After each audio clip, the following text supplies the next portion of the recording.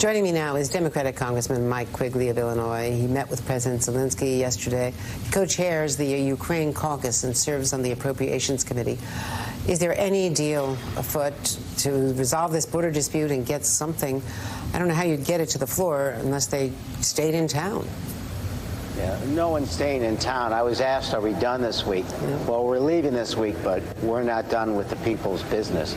I suspect the soonest we'll vote on any aid to Ukraine will be in January, maybe February.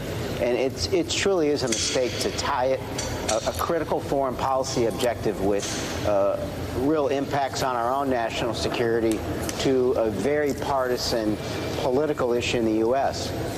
President Biden has signaled that we're open to those discussions and additional aid to help address the southern border issues. But tying the two together is a mistake.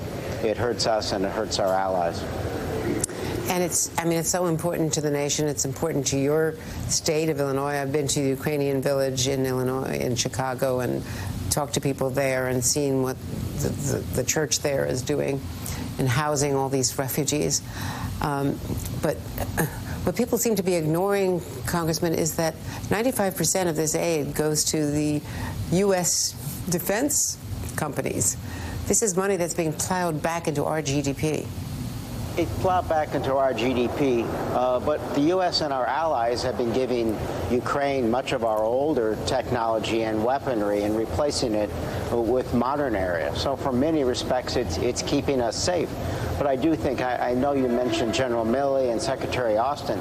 I think it's time to listen to their words as well, because they said if we let Putin's aggression go unattacked, he will continue this, and we'll have to virtually double our defense budgets, and there'll be additional bloodshed because Putin won't stop at Ukraine.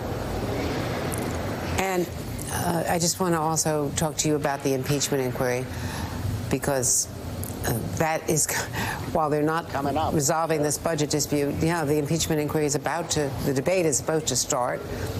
I can't see, even though they only have a 3-vote margin, if all of those Republicans, minus Ken Buck, he says, vote for it, they're going to be able to launch this impeachment inquiry.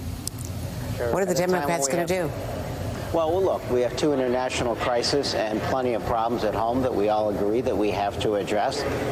And I remind Speaker Johnson that he said the Trump impeachment would cause irreparable damage to our country. That on a president who attempted to extort our ally, Ukraine, in one measure, and in the other, he incited a violent insurrection, a coup against our own country that was on tape in both instances. In this case, we have allegations against President Biden, which are unsubstantiated, and I believe my friends across the aisle have misplaced priorities and are doing this for extraordinarily dangerous partisan reasons.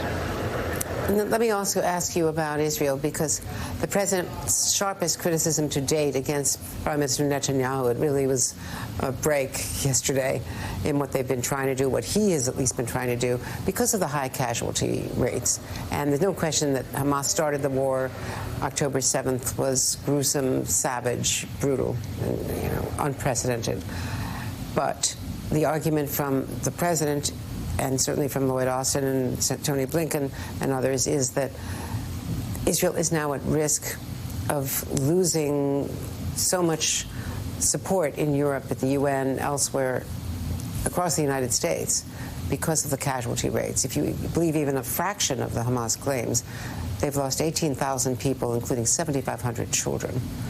So what are your constituents saying about criticizing Israel now? Sure. Look, Israel has the absolute right to defend itself. I was in Gaza after a conflict in 2009 and saw just exactly how Hamas uses civilians in the most cynical way possible. But it is also true that how the war is prosecuted has a lot of impact in the future. If you want to tear Hamas down, understand it's not just a military force, it's a movement. And the way you move forward in this conflict, if if what it does in effect is recruit further Hamas soldiers in the future, you're not accomplishing your ultimate goal.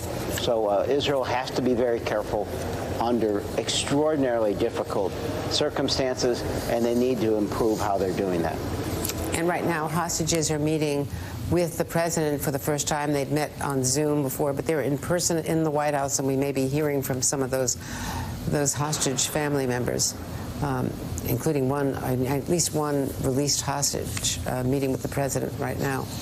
I also want to get your reaction on a busy day up here to Hunter Biden ignoring a subpoena from a House committee. We won't know what Democrats said when Jim Jordan did exactly the same thing, saying that he would have a deposition in public or a hearing in public, but he did not want to meet privately with the committee, which has been the procedure for many committees, because he felt that they would not accurately reflect his testimony. And now they're threatening contempt. Sure. Look, I was part of the first impeachment investigation as a member of the Intel Committee and many other investigations in which Republicans thumb their nose at lawful subpoenas. I don't think anyone should ignore a lawful subpoena. A congressional subpoena needs to be serious in how it's put forward, but it needs to be responded to as well. I can't blame Hunter Biden, though, wanting this to be public and asking for the condition that it be public. And I don't know why my Republican colleagues have a concern with that, because they're the ones for open government as much as anyone, right? Well, now's the time to be very public and transparent, because this is a serious investigation. Congressman Mike Quigley, on so many different subjects, thank you very much. And if we don't see each other, best wishes for a very happy holiday season and a Merry Christmas to you. Thank you. To you as well.